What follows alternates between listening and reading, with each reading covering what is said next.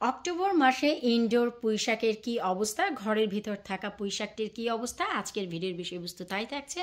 তাছাড়া নতুন করে কি খাদ্য আমি ইন্ট্রোডিউস করেছি ঘরে এনে তাও থাকছে। ভিডিওটি শুরু থেকে শেষ পর্যন্ত না টেনে দেখার অনুরোধ জানাচ্ছি। হ্যালো এভরিওয়ান, আসসালামু আলাইকুম। কেমন আছেন আপনারা সবাই?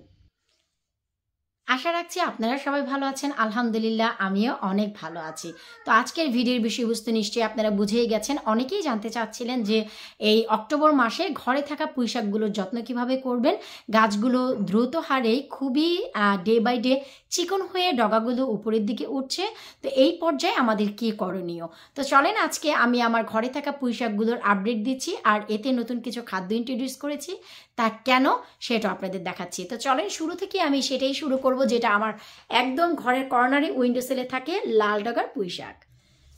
পুঁইশাকের এই পাশটিতে যখনই আসি মন একেবারেই ভরে যায়। এই যে আমি দেখাচ্ছি, আপনারা শুধু একটু দেখুন যে পুঁইশাকটির কি অবস্থা। এর আগে কিন্তু খুবই অল্প মাত্রার বীজ দেখেছিলেন আপনারা। এরপর আমি আসলে এত বীজ করেছি সবুজ পুঁইশাকের, যে লাল পুঁইশাকের আমার অলরেডি অনেক বীজ করা আছে, আমার করার কোনো ইচ্ছে ছিল না। কিন্তু আমার লাভলি ভিউয়ার্সরা আমাকে এত এত এত বেশি ভালোবাসে যে কি আর বলবো। তারা আমাকে বলছিল যে আপু প্লিজ, এই যে আপনার ঘরে লাল ডগার পুঁইশাক, এই পুঁইশাকটির বীজ আমরা চাই, প্লিজ আমাদের এই গাছটির বীজ আপনি করে দিবেন। তো সেই পারপসে চিন্তা করলাম যে আমি তো, আপনারা সবাই জানেন যে পুঁইশাক শুধু আমি ডগা পাতা খাওয়ার জন্য আমি এতে খাদ্য দিই।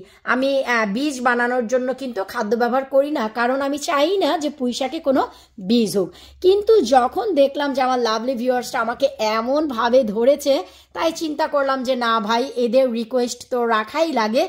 এখন দেখেন যে একদম শুরু থেকে শেষ পর্যন্ত আপনারা শুধু বীজই দেখতে পাবেন। এর কারণ কি, কি খাদ্য আমি দিলাম, চলেন আপনাদের সাথে সেটাই শেয়ার করি। শুরুতে আগে আমি আমার গাছের একটু আপডেট দিয়ে দিচ্ছি। এই যে বীজগুলো পাকা শুরু করেছে, এই যে দেখেন, আর এই যে একদম পুরো ডালটিই পাকা শুরু করেছে। এই বীজগুলো কালেক্ট করা হবে ইনশাল্লাহ। এই যে যেখানেই তাকাবেন এখন একদম এই যে ভেতরের দিকে দেখেন, যেখানেই তাকাবেন সেই জায়গাতেই শুরু থেকে শেষ পর্যন্ত শুধু আপনারা বীজই দেখতে পাবেন। ওই যে দেখেন, সামনে পেছনে যেই দিকেই তাকান না কেন, এই যে দেখেন শুধু বীজ আর বীজই দেখতে পাবেন। তো এই বীজগুলো আনার জন্য আমি কি করেছি সেটাও আপনাদের সাথে শেয়ার করব। এরপর হচ্ছে আমার উইন্ডো সেলে থাকা 5 লিটারের তেলের গ্যালনে এই যে পুঁইশাক, এটা কিন্তু আমি গত 10 দিন আগে এখান থেকে বড় বড় ডগা কেটে, ডাল কেটে এইরকম মোটা মোটা, যেমন এখন দেখছেন ঠিক এতটাই মোটা মোটা ডাল কেটে আমি কিন্তু ম্যানচেস্টার, রাশিয়া আপু আর দুলাভাইয়ের জন্য পাঠিয়েছি। কারণ হচ্ছে আজকে আমার রাশিয়া আপু আর দুলাভাই হচ্ছে ওমরায় যাচ্ছে। আপনারা সবাই তাদের জন্য দোয়া করবেন। আল্লাহ পাক তাদেরকে ডাক দিয়েছে তাদের ঘরে। তো আল্লাহর ঘরে যাদের ডাক পড়ে তাদের তো যাওয়া হয়। তো যেহেতু আপা দুলাভাই হজে যাবে, তো চিন্তা করলাম যে তাদের জন্য আমি কিছু পাঠিয়ে দেই। তো কিছুটা লাস্ট আমার গাছের লাউ, কিছুটা টমেটো, আমার গাছের পেয়ার, পুঁইশাক, তারপরে হচ্ছে নাগা মরিচ, এই যে দুলাভাই অনেক পছন্দ করেছে আমার ঘরের সব জাতের মরিচ, তো এইগুলো সহ দুলাভাইকে পাঠিয়ে দিয়েছিলাম মাত্র 10 দিন আগেই। আলহামদুলিল্লাহ আপনারা দেখেন যে 10 দিন পরেই আবার আমার এই পুঁইশাকের ডালগুলো আমার একদম কনজারভেটরির ছাদটাকে ছুঁয়ে যাচ্ছে। এই যে দেখেন, সো এই হচ্ছে আমার 5 লিটারের তেলের গ্যালনের অবস্থা। এরপর আমার পাশে যে পুঁইশাকটি, এই যে দেখেন, এটাও কিন্তু কম নয়। এখান থেকেও বড় বড় পাতা নিয়ে আমি প্রিজার্ভ করেছি, ডিপ করেছি। এই যে দেখেন, এই যে আলহামদুলিল্লাহ অবস্থা খুবই ভালো। আর এই যে দেখেন ডালপালাগুলো একদম হাত পা ছড়িয়ে দিয়েছে। আমার কাছে একদম বিরক্ত লাগছে যে এগুলোকে কেটে হয়তো খাওয়ারও সময় পাচ্ছি না, তাহলে এগুলোকে প্রিজার্ভ করব। কিন্তু এক বান্ধবী আছে, সে বলেছে যে না, এটা সে নেবে। তো সে কবে আসে ভাই, তারও কোনো স্টেশন নাই, আমি কবে যাই তারও কোনো স্টেশন নাই। কিন্তু কি করব ভাই, আবদার যেহেতু করেছে, কাটতেও পারছি না। তো যাই হোক, এরই ফাঁকে আমি আপনাদেরকে আপডেটটি দিতে পারছি অক্টোবর মাসে আমার ইনডোরের পুঁইশাক। অনেকেরই ধারণা যে অক্টোবর মাস ঠান্ডার মাস বলে পুঁইশাকগুলোর ডগা পাতা চিকন হয়ে যায়, মোটা মোটা কমে যায়। আসলেই তা না। খাদ্যের পরিমাণ ঠিক রাখলে, পানির পরিমাণের ব্যালেন্স যদি করতে পারেন, তাহলে পুঁইশাক আপনাদের কখনোই ডগা পাতা চিকন হবে না, মোটাই থাকবে। এই যে দেখেন এই যে ডালটি, এই ডালটি কিন্তু আপনার এই যে উপরের দিকেই উঠছে। এই যে দেখেন আলহামদুলিল্লাহ, আপনাদের কি কাছে মনে হচ্ছে যে এই ডালটি চিকন? না, এটি হচ্ছে একদম পারফেক্ট একটি আইডিয়াল যাকে বলে সেই রকম। আর নিচের দিকের গুলোর তো কোনো তুলনাই হয় না। এই যে দেখেন এগুলোর তো কোনো তুলনাই হয় না, অতুলনীয়। তা এখন কথা হচ্ছে এই যে আমার ঘরে থাকা পুঁইশাকগুলোকে খাদ্যের সাথে সাথে আমি আর কি ইন্ট্রোডিউস করলাম, চলেন আমি আপনাদের সাথে সেটাও শেয়ার করে দিচ্ছি। আর এই যে পাতাগুলো দেখছেন, এগুলো আসলে কোনো বাঘ বা পোকায় ধরেনি। এটা যেহেতু তেলের গ্যালন, আর এই সামনেই হচ্ছে আমেনা বুড়ির এই যে কি বলে এটা, ডল হাউস, তো এটা সেই পুষ্পাস করে, তো আমার এই তেলের গ্যালনটি অনেক সময় একদম এভাবে লেগে থাকে। তো পিছনে থাকা পাতাগুলো এই যে দেখেন চাপ লেগে থাকে, আর তখনই কিন্তু এই অবস্থা হয়। আর আমি যখনই দেখি আবার সামনের দিকে একটু টেনে নিয়ে আসি। এছাড়া আমার পুঁইশাকে কিন্তু কোনো রোগ বালাই কোনো কিছুই হয়নি, শুকরে আলহামদুলিল্লাহ। তো এখন চলেন যে আমি আপনাদেরকে একটু শেয়ার করে দিচ্ছি যে আল্লাহর রহমতে আমি কেন এবং কিভাবে আমার লাভলি ভিউয়ার্সের মনের আশা পূর্ণ করতে পারলাম। এই যে দেখেন আমি বেসিক্যালি যে হরমোনটি ইন্ট্রোডিউস করি আমার লাউ গাছে ফুল আসার পর, ছেলে ফুল মেয়ে ফুল আসার পরপরই আমি লাউ গাছে একটি হরমোন ইন্ট্রোডিউস করি।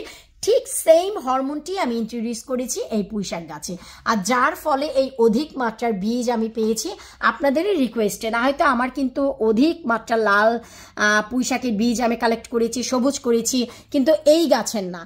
তো আমার লাভলি ভিউয়ার্সরা সবাই আমার ঘরে থাকা যে বর্তমানে যে লাল ডগার পুঁইশাকটি এই যে দেখাচ্ছি আমি, এই যে দেখাচ্ছি, এই যে দেখেন কত পরিমাণ যে এখান থেকে ডালপালা কেটে খেয়েছি রে ভাই। আল্লাহ যে কত রিজিক দিয়েছিল তা বলেও শেষ করতে পারবো না। সামার ভরে খেয়েছি, বন্ধু বান্ধবকে দিয়েছি, বাংলাদেশ থেকে অনেক আঙ্কেল আন্টি বেড়াতে এসেছে তারা খেয়েছে। মোট কথা এখান থেকে অনেকের রিজিকেই গিয়েছে। তো এখন যেহেতু লাভলি ভিউয়ার্স রিকোয়েস্ট করেছে, আসলে তাদের রিকোয়েস্ট তো ফেলা যায় না, তাই চিন্তা করলাম ঠিক আছে আমি খুব কুইক করে হরমোন ইন্ট্রোডিউস করে দেই, যার ফলে এই যে এই বীজগুলো আসবে। এখন হচ্ছে আপনারা যদি চান বড় মাছ দিয়ে, রুই মাছ, মৃগেল মাছ, গরমা মাছ, যে কোনো মাছ দিয়ে আপনারা কিন্তু এই যে বীজ, এই বীজটি খেতে পারেন, খুব মজা হয়। আর যশোরে একে মেচুরি বলা হয়, সবুজ থাকা অবস্থায় খায়। আর আমরা যারা বিক্রমপুরের তারা দেখেছি আমার আম্মা আলু ভাজি করে এই লাল পুঁইশাকটি দিয়ে দিত, পুঁইশাক না সরি, এই পুঁইশাকের পাকা যে বীজ এটা, এতে করে আমাদের আলুর ভাজিটি লাল হয়ে যেত, লাল শাকের মতন। আমরা সেটাই দেখেছি। সবুজ বীজটা যে খাওয়া যায় এটা আমরা কখনোই জানতাম না, এটা জেনেছি বিয়ের পর শ্বশুরবাড়ি যখন যাই তখন। যশোরে গিয়ে জানতে পারলাম এই কাঁচা পুঁইশাকের বীজও খাওয়া হয়, আর একে মেচুরি বলা হয়। আমরা মূলত আলু ভাজির সাথে এই পাকাটা খেতাম, কটকট কটকট শব্দ হতো, গরম ভাতের সাথে ভীষণ ভালো লাগতো। তো লাভলি ভিউয়ার্সের জন্য আসলে আমি এই যে খুব দ্রুত হারে হরমোনটি ইন্ট্রোডিউস করে বীজ পয়দা করেছি। এখন এই বীজগুলো পাকলেই আমি আপনাদের জন্য কালেক্ট করব 2025-এর জন্য ইনশাল্লাহ। তো এই ছিল আজকে আমার অক্টোবর মাসে ঘরের ভিতরে পুঁইশাকের আপডেট। আর আপনারা যারা রেগুলার আমার চ্যানেলে ভিডিও দেখেন তারা তো জানেনই আমি লাউ গাছ বা অন্যান্য গাছে কোন হরমোনটি ব্যবহার করি। যারা বাইরে থেকে কিনে এনে দেন তারাও দিতে পারেন, কোনো সমস্যা নেই, কিন্তু আমি ঘরে বানানো হরমোন ব্যবহার করে অনেক উপকার পেয়েছি। লাউ গাছেও, কুমড়া গাছেও, সিম গাছে, করলা গাছে, বেগুন গাছে, মরিচ গাছে।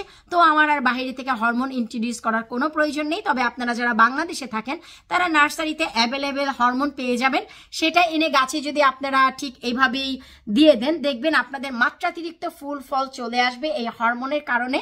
তো আশা রাখছি যে আজকের এই ভিডিওটি আপনাদের অবশ্যই অবশ্যই অবশ্যই ভালো লেগেছে। আমি চেষ্টা করি যে ভিডিওগুলো পেয়ে আপনারা খুশি হবেন, যে ভিডিওগুলোতে আপনাদের উপকার হবে সেই ভিডিওগুলো আপনাদের উপহার দিতে।